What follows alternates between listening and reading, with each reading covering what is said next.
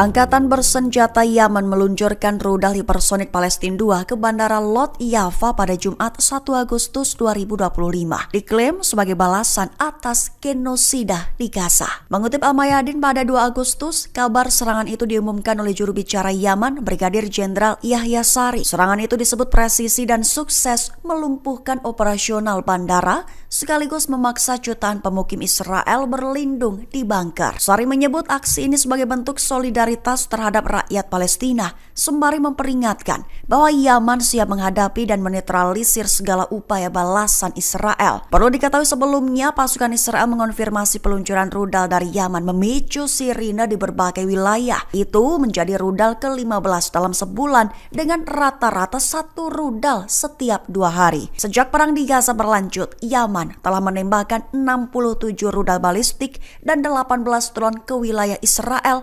meningkatkan tekanan regional terhadap mereka.